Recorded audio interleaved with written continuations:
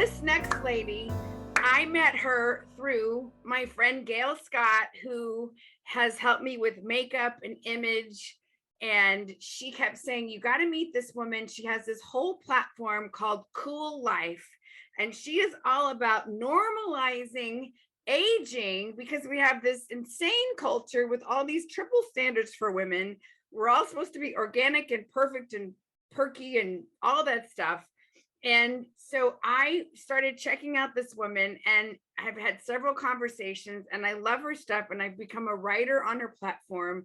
She has an MBA. She has founded this huge platform that's all about second act sisters, and the mission is to help normalize aging. So she has a whole crew of thought leaders, women driven band. It's Cool Life with the KUEL, Cool Life. She does trips and retreats. Please help me give a warm welcome to Jack Perez. Jack, I'm so excited. Here she Thank comes. Thank you for having me. Yes, we're okay. I don't see you. Are you coming in? Hopefully she's coming in. I'm right here. You can't see me? I can't see you, but I know that there. Yes. Woo! Okay. Awesome. Yay. You look gorgeous. Oh my God, you look gorgeous.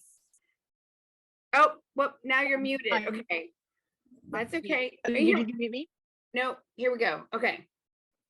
All right. Can you hear me now?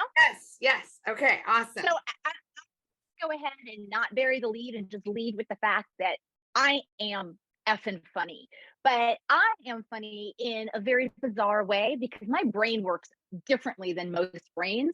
So people are talking and my brain just like figure something 3 standard deviations from the mean, and I can't help myself. I have to interject whatever that observation might be. And yeah, I think that's pretty funny and people find me funny. So. And you sometimes I bet you don't have a filter. Is that true? A filter? Oh, you mean not a visual filter to get rid of the wrinkles? Yeah, no, I don't have one of those. I love that. Well, I love your mission because Noreen and I were working on a project and we were talking about looking for stock photos. And I cannot believe in 2022, this is still the case, but so many times there's the 20 somethings and then there's the grandmas. I'm like, where are the cool and sexy 50s and 40s? Like, where are we? Come on. Yeah. I will tell anyone who sits still enough that there's a huge chasm between mini skirts and Depends, adult diapers.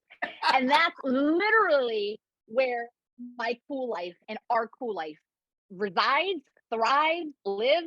Yeah. I mean, just because maybe you don't feel so comfortable showing off, all your leg, but you're definitely not incontinent, right? So like, seriously, people, I think it was Elaine who said she started her business because she was pissed off or ticked off. Is that what you said, Elaine? I think so. Or I thought it was, or maybe it was Bobby who said that. One of the women that was speaking before me.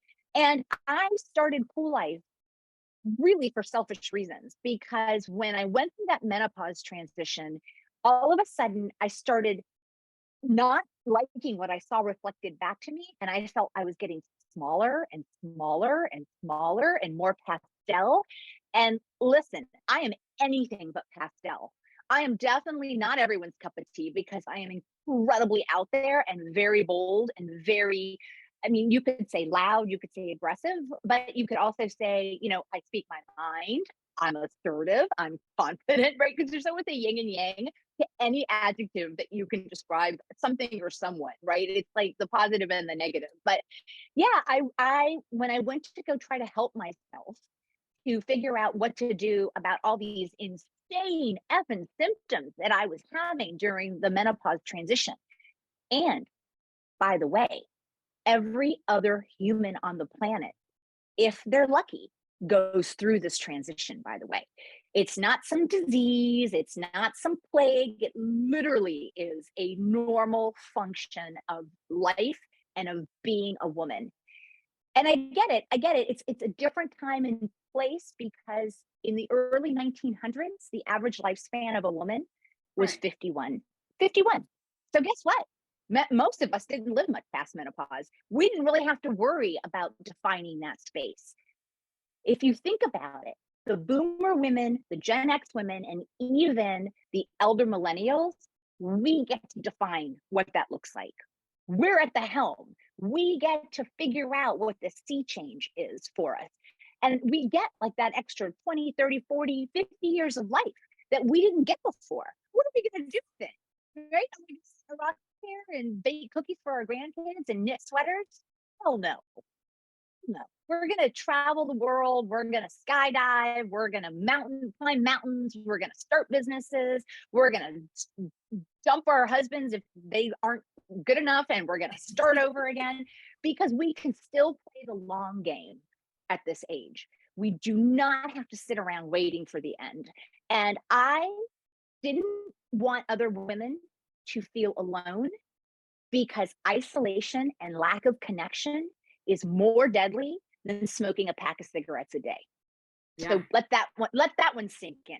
Right? That's so true. I mean, we're having that happen, the COVID stuff, right? Like there was an article yesterday in the New York Times about kids that are back in school. Like there's a lot of repercussions from homeschooling or whatever happened. And I'm, no judgment. I know that I was so grateful that I had a place to go to, but it was really challenging, and I wasn't having to homeschool. But yeah, I love that, Jack. I love that. What are we going to get to do, and how do we get to live it? And I'm 54. My boobs have gotten out of control. I'm like, what the hell is happening? And I'm so many times I would go to my meditation group in the mornings in Montclair, but I couldn't talk about that in a co-ed group, so it's been great just to learn I'm not alone, and there's lots of things, and I don't have to go to some Western male doctor. I want to talk to other women who've been through this, because go ahead. And I figured the best way to normalize aging, and I'll give you an example. Anyone who decided to be a breeder, right? Like if you didn't, more power to you, but I decided to be one. So at this stage of life, we're either dealing with teens or we're dealing with them preparing to leave the house, right? And here's a great example. There could be a woman out there who has her passport in one hand and a suitcase in another as she drops the kid off and cannot wait to get her life back. And you know what? That's normal. There could also be a woman out there who is grieving the loss of that child from her home and really put a lot of her eggs in that one basket, and put a lot of her own identity into that basket of rearing that child. And it's devastating. And there's a grief, a real literal grief that goes with it. Guess what? That's normal too.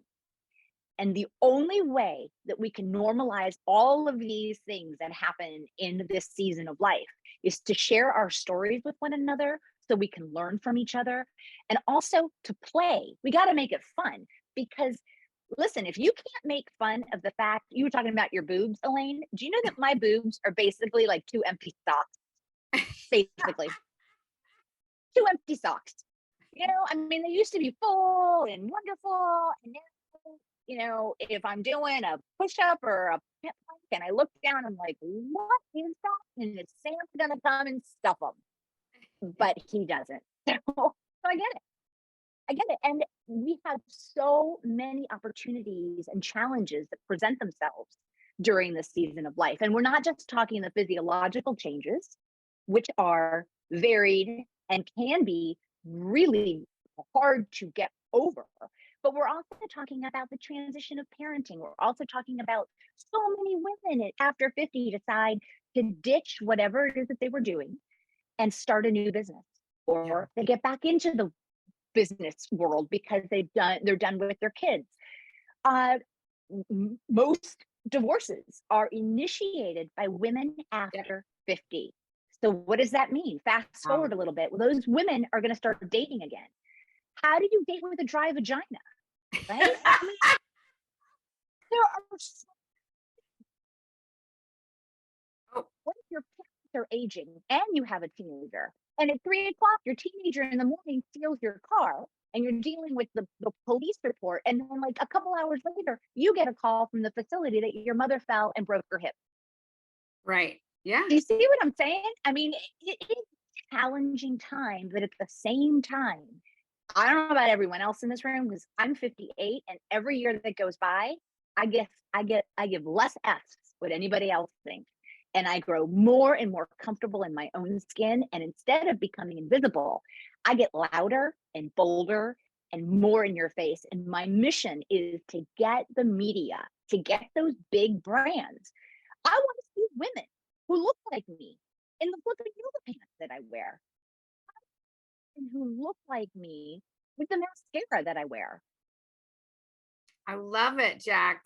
I love it. I just knew Gail was like, you have to meet this woman. And I've gotten to write 2 articles for your platform. And I can't wait to check out more of the, you have a lot of thought leaders and you do a lot of things to lift people up. But yeah, it's time, I just was watching Jamie Lee Curtis, who is just a phenomenal, and I love it that her hair is gray, and Jane Fonda finally let herself go gray. And I think we need to see that because we're not ready to get, my sister and I were going through all these old slides and we were like, oh no, because it was like all of these women with like not flattering glasses and they all had like gray hair and they just looked, and they probably were like late 40s. And I was like, I will resist that. And she was like, me too. I pray to God that I'm like speaking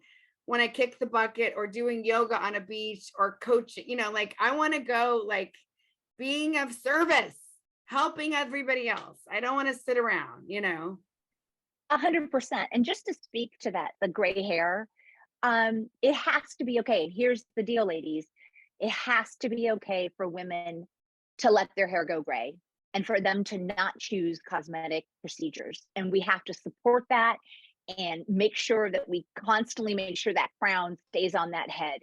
But at the same time, it has to be okay for the women who choose cosmetics procedures and choose to color their hair. That has to be okay too, because here's the deal. Divisiveness is going to make it so we can't normalize aging. Divisiveness is what they want. If they keep us divided, if they keep us mean to each other, if they keep us, with that backbiting, then you know what? We're not that powerful. But if you stop for a second, the sheer number of us, the sheer number of women in the baby boomer, Gen X, and the elder millennials, we outnumber every other cohort on the.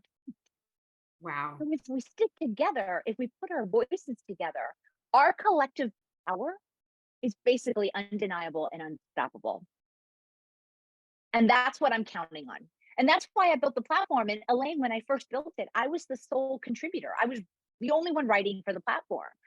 Now I have almost 60 women from around the world who are experts in their lane, whatever that is, whether it's empty nest, whether it's divorce, whether it's dating, whatever that is. And they bring their value to that platform every month.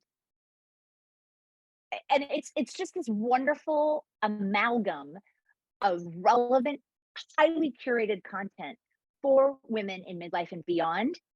But what's so amazing is that half of our audience is below 45. Really? Oh, I love that. What that tells me is that our younger sisters are curious. They want to know what's coming. They want to be prepared. I wasn't prepared. I don't know about anyone else in this room, but my mom did not talk about menopause. I didn't even know what the heck it was. And in hindsight, I now realize I had perimenopausal symptoms when I had a kindergartner because I chose to start parenting really late. And so I was dealing with physiological changes that I did not expect while rearing a small child. Yeah. I didn't have any information though. I would have dealt with it differently. And I want other women to have that information so that they're not walking around blind in the dark, which is what happened to me. I love that. And I grew up, my family was crazy, and my mother and my stepmother hated each other and competed with me and each other. And so I looking back, it's a miracle nobody got shot. Do you ever look back and you're like, woo, that was, and I grew up in the 70s and 80s where unfortunately I felt pitted against other women. I mean, I did have a few good girlfriends, but I was always drawn to hanging out with the boys because women for me were scary, catty, two-faced. Now I grew up in the South, there were lots of factors. And I think that the patriarchy, the systems were sort of designed to keep women divided against each other. I mean, that was just my experience. And what is so exciting now is I feel like we are all coming together. We're like, we're going to make our own table. We don't need to fight for room at this table. We're going to make our own table, and it's going to be round, and it's going to be big, and it's going to be inclusive. We don't need to have a ceiling because we've created our own tower. That's, and so I think it's such an exciting time to be a woman. And, I was just at this celebration, and I was with one of my clients who's in her 70s, but she looks like she's 40. She's just hilarious. And, she's very spry. And I was just helping her carry her bag, and I had a bag, and like all these women just ran over to help us come up a couple of steps. And it was just such a simple but sweet gesture.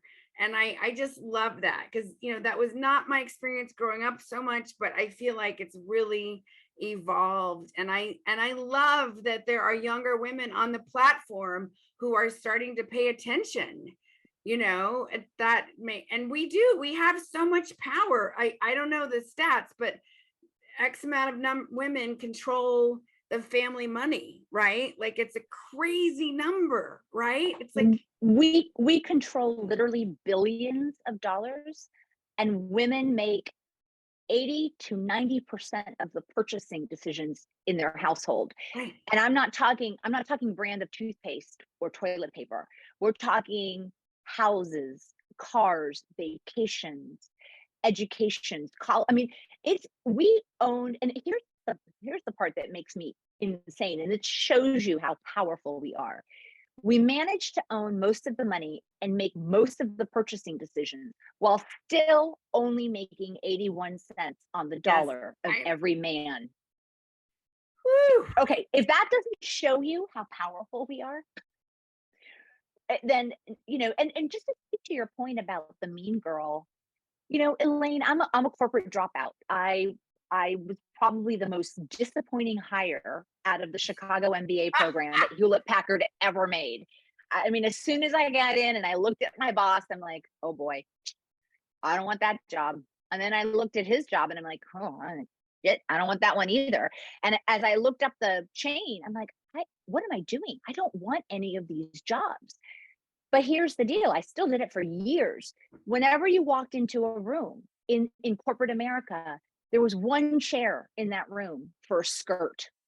One chair for a skirt. And if your skirt wasn't in it, you weren't in the room where it happened. And so, of course, it pitted us against each other. Of course, it made us incredibly competitive. Of course, it made us want to withhold information from each other because we wanted to be the skirt in the chair. And what I love, what is happening now with all of the women-driven brands that keep showing up and more every day, is that, as you said, the table is indefinitely large and it is full of women. And I always say, listen, if I run out of a chair, I'm small. I'll just scoot over. You can share my chair. I don't have a problem with that. Yes, you can sit on my lap. Who cares? You can sit right here. Or we can stand, we'll burn more calories. I love that, Jack. I love it so much. And can you share with me, so you have this son, and it sounds like you have this amazing relationship with your son. And I love hearing Noreen talk about her son. And will you tell us the story? Because I love that you're so passionate and that you still play and have humor with it all. Can you tell us a story about the Hugh Jackman? Because I think this is just brilliant Yeah. crowdsourcing. Yeah. So when he went to, so he's a sophomore in college, but when he went to university as a freshman, I wasn't able to take him because we went skydiving on the day that I was taking him to school. And one of us ended up in the emergency room with 3 broken vertebrae, and one of us went to college. I'll let you figure out which one was which. So I missed out on that whole rite of passage. I was lying in a bed for 3 months, and it was terrible.